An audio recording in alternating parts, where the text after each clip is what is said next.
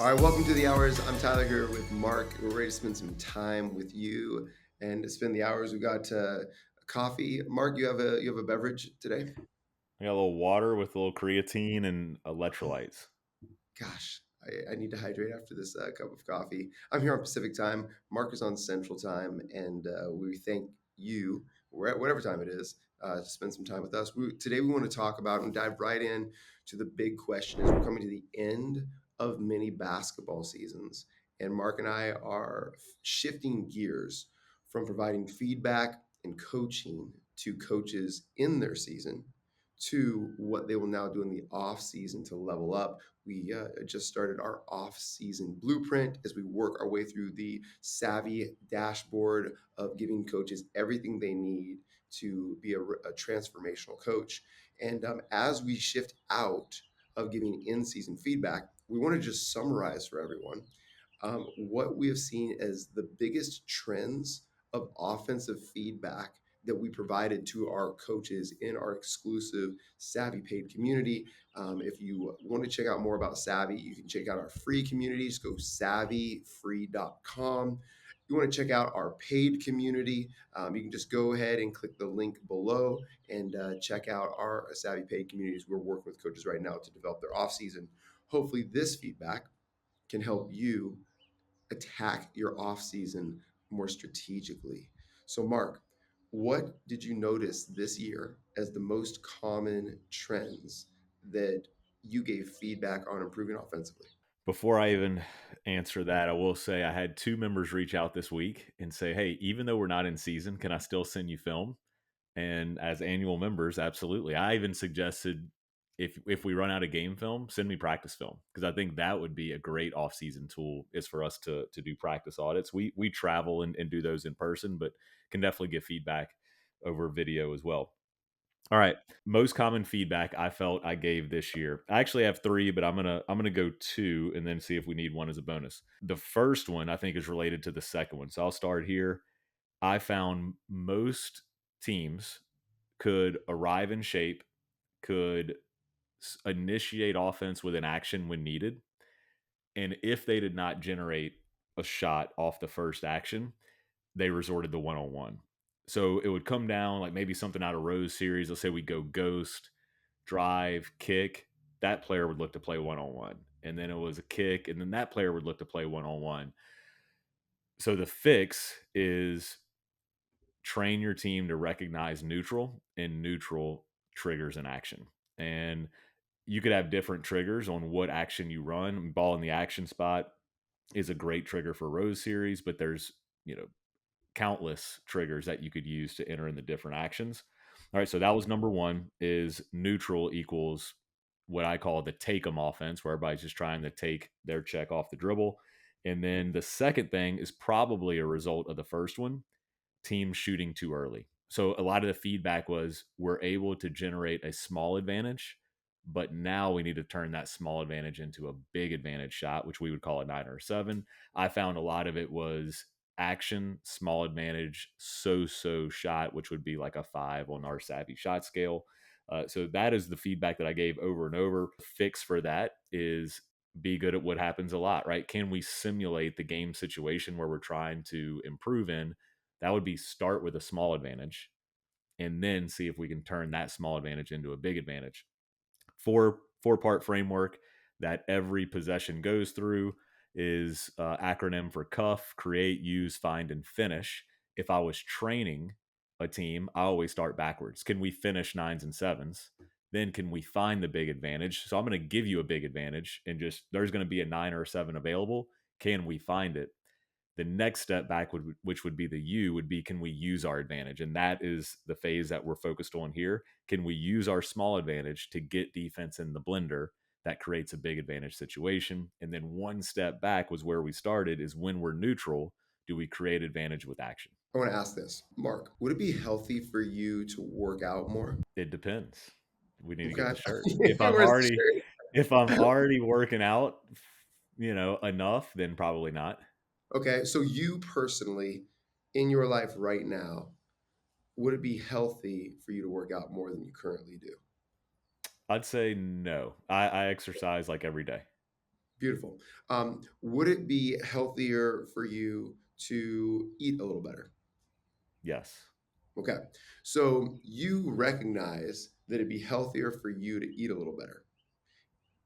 Do you know what healthier foods are? I do. Why don't you eat healthier? Willpower. Yeah.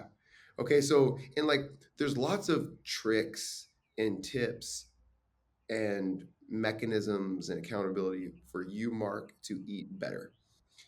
You know you need to eat better, you know how to eat better, and yet you're not eating better.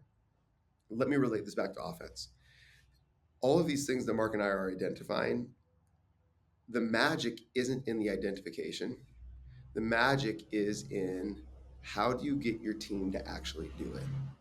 And so that's really what fires us up. As I was listening to you talk, I was like, yep, yep, yep. And I felt a little bit of concern for all of the coaches listening right now because it's like, okay, we've maybe opened their eyes to some things, but they don't know how necessarily to go and do it. How do you then practice plan? How do you identify constraints? How do you put players in the proper roles? What player should be in the proper role? What language do you start to implement? What do you start to measure and track? How do you assign your staff on the bench to get laser focused on the most important things and to be having coaching one-on-one conversations with your players? How do you work through your film breakdowns with your team in order to get everything focused in on this one most important thing to move forward? And that's how you win games, right? And people So, say they want to be a head coach. and I mean, people say they want to be a piece of head coach. cake, right? Right. It's so hard. It's so hard. And even as as I say all those things, I feel exhausted thinking of doing those things. And so I guess I just want to take a moment and say, like, coaches that are listening, your job is hard. It's lonely. No one tends to care as much as you, and you have to carry the weight of all of these things. And that's why Mark and I do what we do. Is we stopped doing it ourselves to start helping coaches like you. So I just wanted to express like appreciation for what you do, recognition that it's so hard, and that there's so many people in the stands and even on your own bench that are like, I could do better, and that doesn't feel good.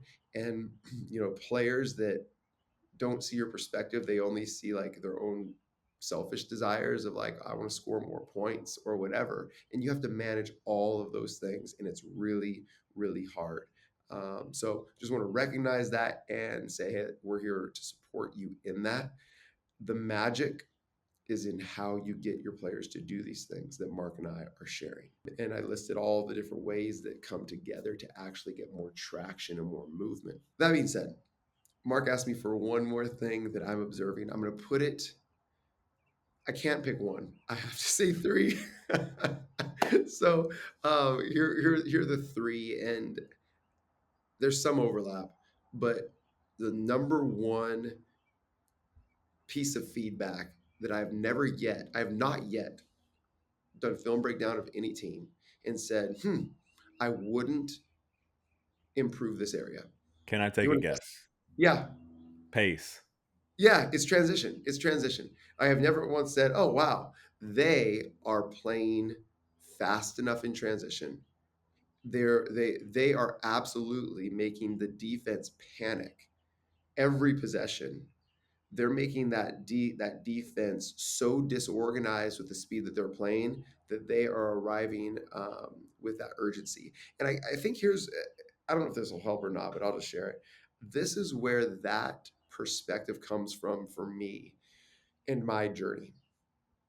My journey to being a savvy basketball player started as the summer before my senior year in high school, where I got to sit at the feet of this guy named Dick DeVinzio, and he was running point guard college. I was a point guard, and I remember these words stuck with me, and then I taught them for nearly 15 years to 20,000 point guards, aspiring point guards, which is this: it's impossible to look special walking the ball up the floor. It's impossible to look special walking the ball up the floor. He's like, special point guards race the ball arc to arc 100% of the time. race first, race always. And then I taught that for I can't even tell you how many times and how many contexts, like from a very like first person point guard perspective. So that's why it's just so burned into me. It's like just an absolute core belief. And every time I see a player walking the ball up the court, I'm just like, ugh, that's disgusting. And same thing when I watch teams, right? I'm just like, why? Like, why are you doing that? It's like not doubling down on an 11. It makes my heart hurt. Oh, but they have a face card. Shut up, you weakling. Go ahead, Mark. Yeah, uh, always double on 11. But here's where like you get the and it is so true. It's like, it's just hard to watch. But you're also just you're making it that much harder to create an advantage. Like, why not give yourself an opportunity to create advantage early? So create, use, find, and finish. The number one way, the first way, and the number one way you should try to create that advantage is pace. So you arrive in dominoes. Like if the goal of a possession is to get in the dominoes and end with a 7 or a 9, why would you not want to start in dominoes? Like there is. So we have a weekly consulting call with all of our members, and Tyler was presenting on player development and staff development last night. And one thing we talked about was like we run offense, but we play defense. Meaning defense we teach conceptually, offense we run offense. So if there's coaches that are walking it up the floor, I would say they look at offense as, hey, run the offense, and that is the goal of offense, is to run our offense. The goal of offense is to get a great shot. That's it. So why Yeah, would you not want to start there? yeah, absolutely. Okay, I listed, I'm looking at my other screen here. I listed a whole bunch of specific ways that one would be better in transition, but I'm not going to go into that for the sake of time. Honestly, like that is the relationship, just letting everybody behind the curtain here. That's the relationship between the hours and our paid membership, right? Like the hours is we want to just serve basketball coaches and the game by identifying these things. If you want to know how or want to know if you're doing it right, come join our membership, and that's when we can dive into these things. It's just hard for me not to go to the next step of the magic. Yeah, and I'll say this: we have a transition checklist in the resources that'll identify, one, how do we race faster, but also it's a good checklist for you to watch film of your team in the off season. Like, okay, what of these areas were we the strongest in, and then what's the biggest area of growth, and then now you know exactly what we need to design in the off season. Yeah, and going back to like staff development, like we were talking about last night, which I didn't get to spend as much time on last night because the player development questions were so good by our coaches. Once you identify something on your checklist, so you say, okay, transition is one of these key pieces of feedback, one of these three things that we're going to get better at this offseason. Good. You've identified that's a core principle that you've got to improve. Then you say, okay, how are we going to do it? All right. And so maybe and go through the checklist, right? And you've identified on the checklist, oh crap, bolts. Our players don't bolt. We must improve bolting. Then staff development, you provide radical ownership to a coach on your staff to improve bolts. So that's what they're looking at. That's what they're reminding. That's what they're doing film on. That's what they're designing player development around. That's the one-on-one conversations that they're having. And if they're laser focused on bolts, you will improve bolts, which will improve your transition, which will play into growth with your program. But if you don't provide ownership to your staff on specific areas, you won't see as much growth or traction. So that's just one way that you can utilize the checklist that we provide in order to actually see improvement. I'm going to give two more, but we won't go nearly as in depth. Race and pace rhyme, but I define them differently. For me, racing is applying this concept of pace to the first 7 seconds of the possession. 7 seconds is an arbitrary number, but it's the beginning. So it's how quickly we race from arc to arc and break the shell offensively. The shell being the 3 point line. So we race to break the shell as quickly and as early as possible. That's a race. Now, pace, I believe, can be applied to all of offense, defense, everything, transition. Pace is just speed, right? Do you make your decisions with pace? Do you move with pace? Do you communicate with urgency? That for me, that's pace. It's more of a panacea. Whereas race is this laser focused time to apply pace to. Rule of three, powerful thought. Two more areas of feedback. One, offensive rebounding. I'm just trying to identify areas that I rarely am just shocked and blown away by how well teams do this. It's very rare to be like, oh my, that team puts a ton of pressure on opponents to block them out. Most players on most teams stand still and watch when a shot is being taken. They should be doing one of two things: bolting to the rim to get a rebound, spinning off first object and making a second effort to swim or spin, or bolting back to get back in transition. The worst thing that you can do is stand still. And so that is a habit that is just so obvious and also cringe to me when I see it. And honestly, coaches, your team tells on themselves. And I'm just gonna actually, my daughter's around here somewhere. She's 9. She loves basketball. She's really, really talented, and she breaks my heart every time one of her teammates shoots because she stands still. So like it's what I'm working on with her right now. My 12-year-old's allergic to rebounding, so we don't do a lot of that.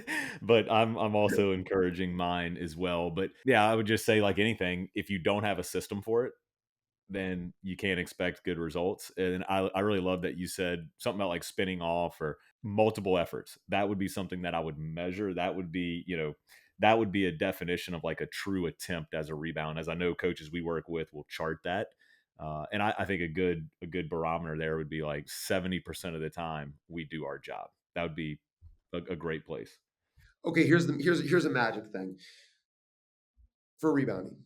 Each player must watch themselves for 10 shot attempts, and then they must rate themselves on a 4-point scale. Level 1, which is the worst, right? They give themselves a 1 if they stand still. That is must change, below standard, standing still. Level 2, they break to the basket. They make a move towards the basket. When they hit a defender, they stop. That would be level 2. It's still below standard. Level 3, I use the term SOFO, SOFO, and it just means second effort, or it stands for spin off first object. It can be a spin or a swim or a wedge, whatever, but like they hit a barrier, another body, and make a second effort, right? And then level 4. Level 4 is okay, I make a second effort, and then I still actually go and battle for the ball after an opponent gets it, right? So, like, Mark gathers the ball, and I attempt to go and tap it, grab it, whatever. I make one flurry of effort, to discourage an outlet. That would be level 4. Is like I actually continue to pursue after the opponent gets possession. That is, so if they were to do 10 rebounds, if every player on your team were to watch film and watch themselves on 10 rebounds and rate themselves and average it out, you would then have a measurement, a rating of their rebounding, offensive rebounding. Then they provide that to the coach. You put it on a list. And Mark, his average was a 2.5. Tyler's average was a 1.4.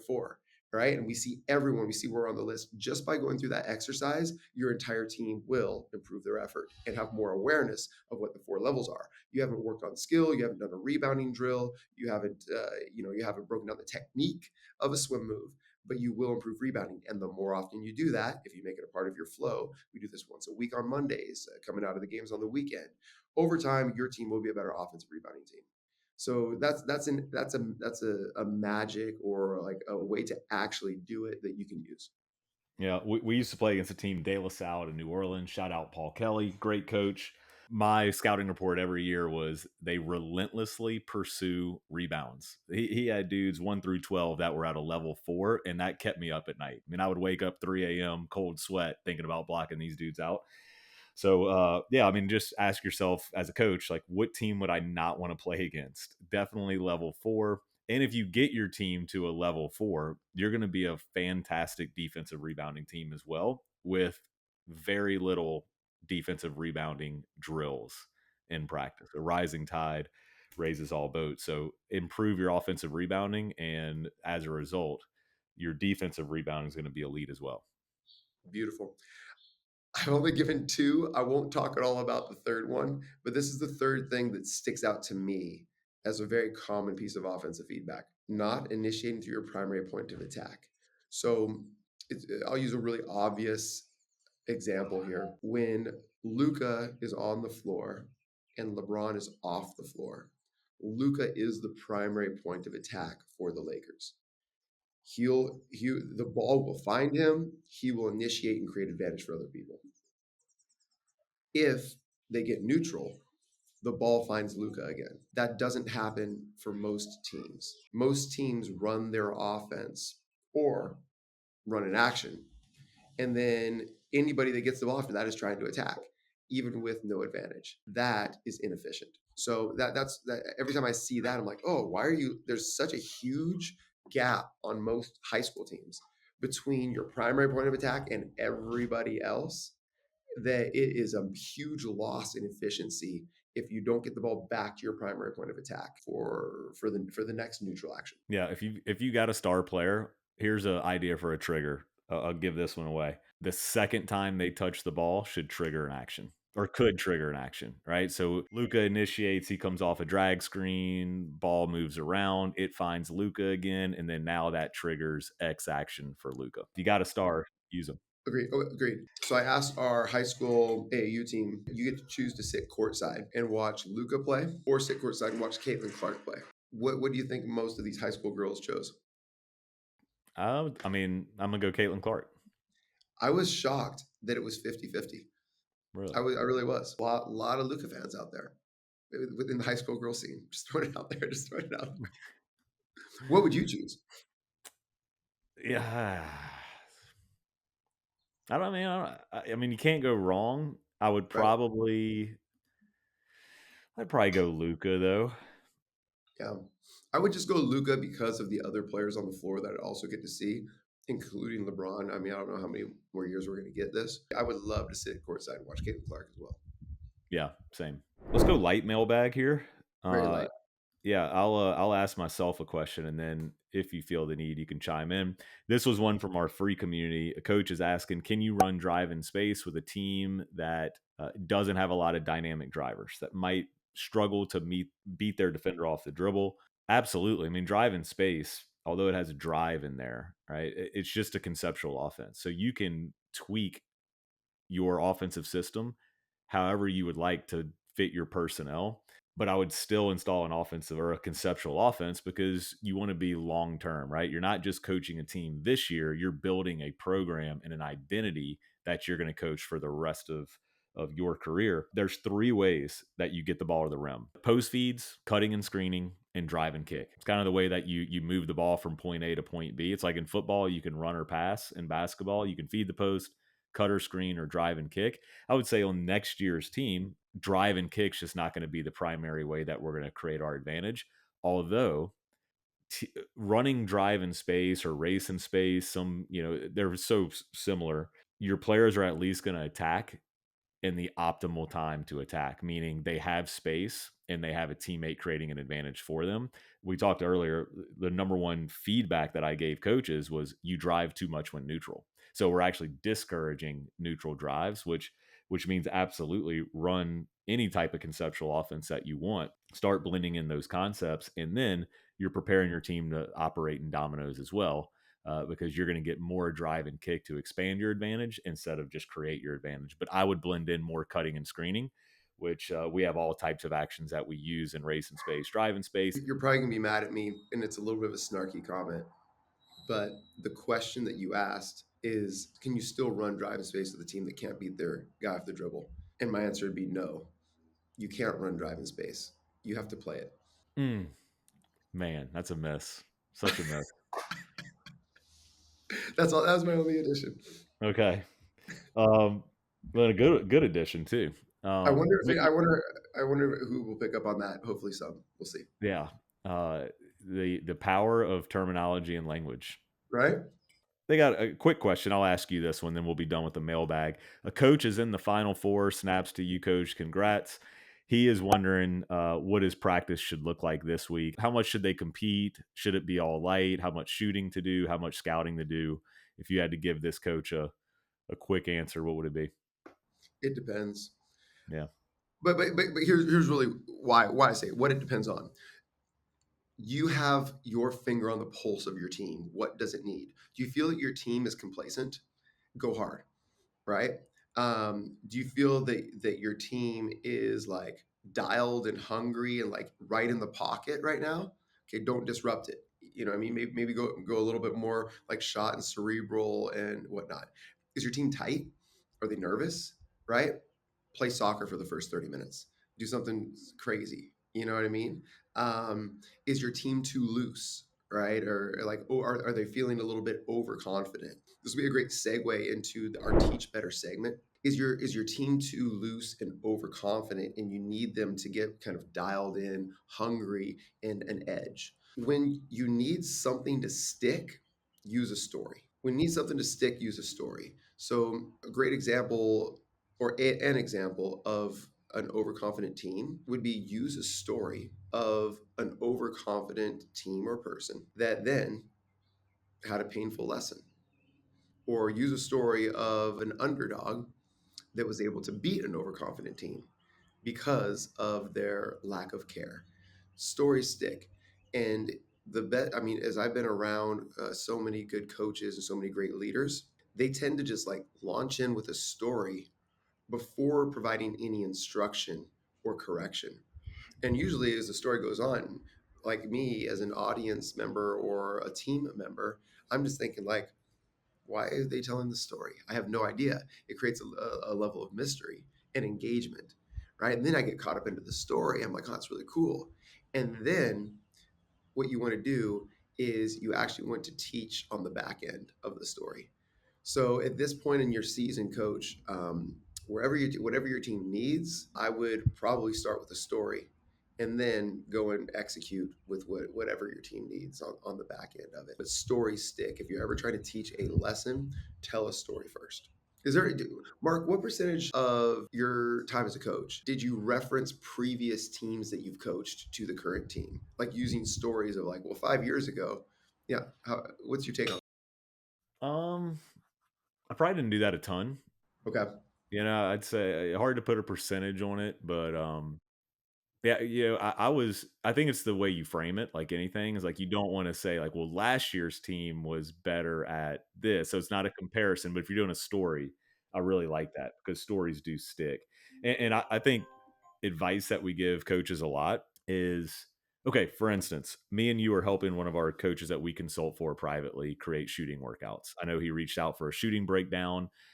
Tyler is one of the best shooting teachers that I've ever been around. So a lot of coaches will send us film of their players shooting, and we give feedback to help them become a better shooter. Well, this coach was doing that. They were designing some shooting workouts, and he said they did pistols yesterday, which is one of our tunes. And he said, one thing I got frustrated with is when I would turn around, I don't feel like they were working as intentionally. Well, there's a lot to unpack there. But the first thing that I could think of was they probably just didn't know why. Like, did we just say, hey, we're going to turn our body and shoot like this? Or did we actually frame it? You could frame it with a story, you could frame it with some film, but like introducing something and telling them why we're doing it and how it's going to benefit them, they're going to take more pride in it. They're going to get more valuable reps because they have something that they can stick to, whether it's a story or a visual. Excellent example. And that's common, a lack of focus on shooting.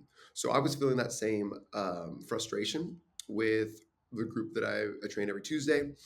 And so I went in to Tuesday's training session this week and I started with a story because I was feeling the same lack of focus. One, I started with a question, gathered the group up. What does it take to be a great shooter? They started answering things like shooting fast, being shot ready, being on balance. And I'm like, okay, all of your answers told me the outcome. You are a great shooter in games, but what did it take to get there? None of you are talking about that, right? So it told me they had no awareness. And they're like, oh. Then they said doing form shots is what it takes to be a great shooter. And I was like, I failed you. And they said doing form shots. I'm like, okay, I like where you're going with that. Form shots don't make you a great shooter, but the commitment to come into the gym early and do something that's maybe not very fun with focused intent on something prior to shooting around is a quality that great shooters have. It's a level of focus. So yes, focus is required. And I say here's the three things that are required to be a great shooter. Okay, focus, time, and patience. Let me tell you a story. And I told him a story about Jeremiah Dominguez. Hopefully, Jeremiah, you are listening to this podcast. Jeremiah Dominguez was a gentleman I had the pleasure to coach at Portland State University, 5'6", Big Sky Conference Player of the Year, led our team in nearly all statistical categories without being very athletic. But here's Jeremiah was the only player on that entire Portland State team that every single day when I came into the office and I walked through the gym, he was getting up his 500 shots per day. No one else on the team did that, right? And he was doing it with focus. And he did it every single day for an hour time. And even when he was shooting poorly, even when he was shooting well, it didn't change his routine. Patience. He had the patience to do it over the long term. And it's why at 5'6", he is able to go on and have a long, long professional career, right? Great shooters are not born. Great shooters are made. And so I would tell a story like that to that group of players and say, any of you that are lacking, right, the focus, putting in the time, and the patience to do this, have no chance of being a great shooter. And in fact, if you can be a great shooter, you can be great at anything in life. But if you don't have the determination to become a great shooter, it's unlikely that you'll be great at much in life, because these things, how you do anything is how you do everything, right? So that would be an example of using a story, and you got to invest that. What I invest about 4 minutes here. You would invest that 4 minutes with your group to hopefully have a behavior change in many of them. And that's an example of how stories might stick, or it might not, and then you just cut them. Yeah, you just kick them out of the gym and get mad and yell and scream. All right, Right. let's I'm going to ask for a pivot here. I think this would be good. I've got our classroom up if you're watching on YouTube, if you're listening where you find your podcast. I'm in our paid community in school, and Tyler, why don't you just talk about the shooting system, because that's really good, and I think we're getting a lot of coaches reach out about shooting, and as a coach, I might be listening and not know, well, how do I get my teams to be more intentional? How do I get my players to care more about this? How do I build that type of culture? So you want to talk briefly about the shooting system that'll serve as our game of the week? For sure. So the shooting system is broken up into 28 days, and it lists exactly what a player or a group of players, if your team were to go through it, should do every day for 28 days. I teach something about shooting, a lot of times using stories. There's a teaching every single day. It's usually 2 to 4 minutes. And then there's a workout, and the workouts stack and build on each other. If you want to be great at shooting, you shoot every single day. So it lists exactly what you do in your workout, going through our SAVI shooting trademark system of tune, train, test. And I teach, I don't need to teach it now, but I teach like what the different focus should be. And then we require, as step 3, a journaling of every single day. And most people forget the majority of what they learn throughout the day because they just move on. And actually accessing or reviewing information is when it actually gets ingrained and you learn it. And we go through our 3-2-1 journaling system to make sure that we build confidence, highlight our learnings, and commit to what we're going to apply in our shooting tomorrow, so that when they do pistols tomorrow, they're not going to just be goofing around. They're like, oh, I'm actually trying to focus on my wrist pronation. That's my commitment for the day. So we do that for 28 days. The reason I did 28 days is there is some data that says it takes 28 days to form new habits. Also, it's the longest shooting system I've ever seen out there on the market. And I said, I'm going to require that level of patience. The first shooting system I ever created for PGC basketball was a 14-day shooting system. And I'm like, I want to double it up now because I'm older. I want to go even higher level of requirements. So that's why it's a 28-day shooting system. I would highly, highly recommend that you just join for 1 month to provide that shooting system for your team. I was speaking with a coach on the cohort last night, Craig, one of our paid members, and he just takes the videos from our membership and puts it into their group chat with his players and assigns them what to do each day for the 28 days. And that's absolutely what we want you to do as a coach. We want to provide you the resources, use the resources, and teach your team however you see fit. So I mean, you pay $97 for a month, and you've got shot training for your entire team.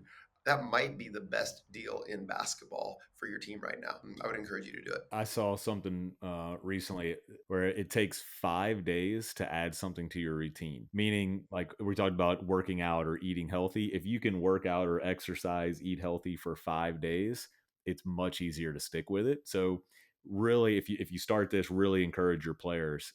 Let's get to the first week, and then it'll just become common for them. Actually, we have I started a thread. I don't know if you saw this one, Tyler, in our community, asking coaches like what's the hardest part about coaching right now. What is it? A lot of them are saying build culture, a lot of them are saying skill development, but a lot of the common themes is getting players to buy in the off season. Like, how do we get them to commit to their development because they're playing AAU, or we're not allowed to work with them, or maybe a college coach only has 4 hours because you move to the 8 hours in the off season. So whatever it is, I would encourage the shooting system. There's one coach out of Chattanooga that we consult with. His son did it and found a ton of value in it. He raves about it. But yeah, just get through the first 5 days, and then it'll start to be part of their routine. Maybe this is a small thing, but it would be an approach that I would use if I was a high school coach and I wanted more players to spend more time in the gym in the off season. I would use the discipleship method. You don't have to convince your whole team to get in the gym, and I wouldn't start there. I wouldn't require everyone to show up to open gyms. You probably have one or two players on your team that are the most committed and the most motivated. Just work with them, just communicate with them, but require that they go and bring one friend. And I remember all the way back again to high school is like I did this. Like I wanted to get in the gym, I wanted to get shots up, and we didn't have a shooting machine at that point, right? So I went and found my big Zoo, Nathan Zurink. Shout out Zoo, state champion. And I said, Nathan, like, just come to the gym with me every morning at 6 a.m. and rebound for me. He's like, no, I won't do that. Right? I'm like, no, I need a rebounder. It'll be good for you, right? We'll work on some post moves. He's like, no, I won't do that. No, man, it's my off season, right? He's just a 6'8" athlete that didn't care. And I'm like, Zoo, I will make sure that my girlfriend gets you a double date with her friend. I can't remember her name now, right? If you come with me to the gym. He's like, I'll be there tomorrow morning, right? So like I got one, right? I got one person, right? So then me and Zoo have a habit, like you said, 5 days. We're doing this for a couple of weeks, and like he's in now. He loves it. He loves getting up. He loves how he feels. He's got a new girlfriend. He's feeling great, right? And so then all of a sudden we're like, we got to get Nick in here. Like if we want to win a state championship next year, we got to get Nick in here, right? I'm like, Zoo, go get Nick, because I wasn't close with Nick. Zoo was close with Nick, right? I'm like, get Nick in here. I didn't know what would get Nick in there. It turned out it was donuts, right? So whatever, like the discipleship method would be like each one bring one. And I think as a coach, if you could actually empower your players, that's also leadership development, and say, hey, you go get one, then you go get one, and that's how it builds. Yeah. Leadership development and moving towards a player led program, right? I'll share this quickly. Pareto's principle 80-20. Let's break your team into, let's break the 20 and the two 10% pods. Your top 10% are going to get in the gym no matter what. Your next 80%, those are like your players that, like basketball, they're pretty much bought in, but they're not your leaders. They're not in the gym constantly, but they're good. They're positive members of the team. And then you have your bottom percent who are negative members of the team, maybe a cancer that we should cut bait with. I think too often the bottom 10 take up a lot of our time and energy, a lot of our mental space. I would invest in that top 10%. And with discipleship, how many 80 percenters can the top 10% bring with them to where now we're like 20, 60, 10. If I did that, I'd do that math right. We would be 30, 60, 10. Right. So yeah, invest time into your 10%, knowing that they have influence on the next 80. And not that we don't want to develop the bottom 10%, but I just think flip your mindset and invest the people that are investing in you and your program, because I think there's two buckets, especially even at the college level. I was at the Division I level. Tyler, you were too. I think there's basketball players, and then there's people that play basketball. You were a basketball player. Our guy Zoo, if that's said his name right, it was a dude that played basketball because he was a good athlete in 6'8". If he was 5'8", not a good athlete, he might not even considered playing basketball. For sure. Oh, gosh, this is turning into a bonus pod, but I don't know. I'm inspired right now.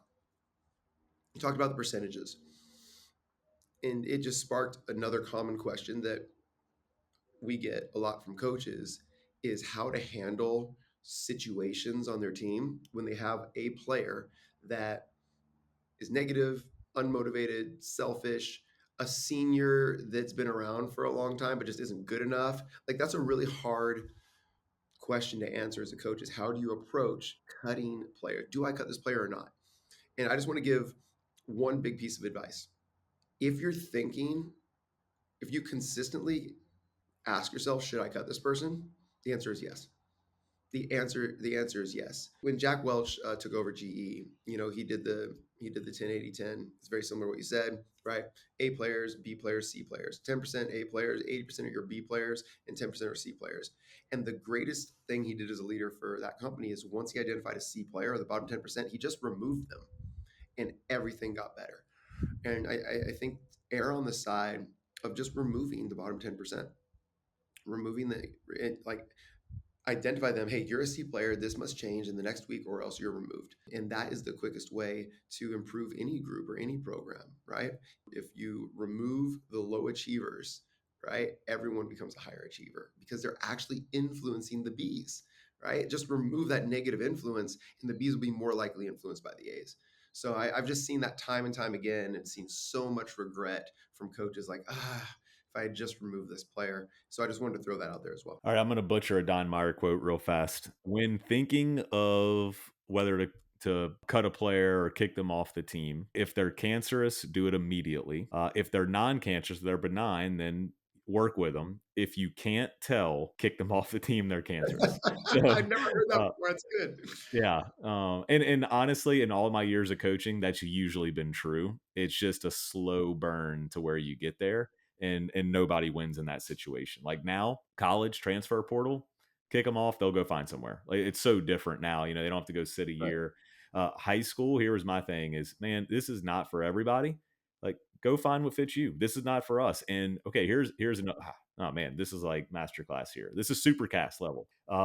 Players are opting out. So somebody in our paid community said, "Hey, I had a player quit." He's probably a player, somebody that plays basketball, not a basketball player. But also, I think that's a sign that can be a sign of a healthy program because I think when you have high standards, when you're committed to doing things the right way, when you're going to take the stairs, this is going to be work. You're going to have to sacrifice to be a part of this program, but it's going to be worth it. If players are like, you know what, I don't really want to do that. Like to me, like running a marathon, yeah, it'd be cool, but I'm kind of like, I don't really want to do that. So I'm not going to commit to it. And if I didn't make the running club, then it's probably the right move. All right. Well, Well, I guess we can stop at some point. yeah, I mean, we could keep going. Maybe we'll just stop recording We'll and do it keep next week. going. Yeah. All right. Thanks for spending this time with us. Like, share it, subscribe, do all those things that help us revolutionize the way the game is taught and played. Stay Stay savvy. savvy.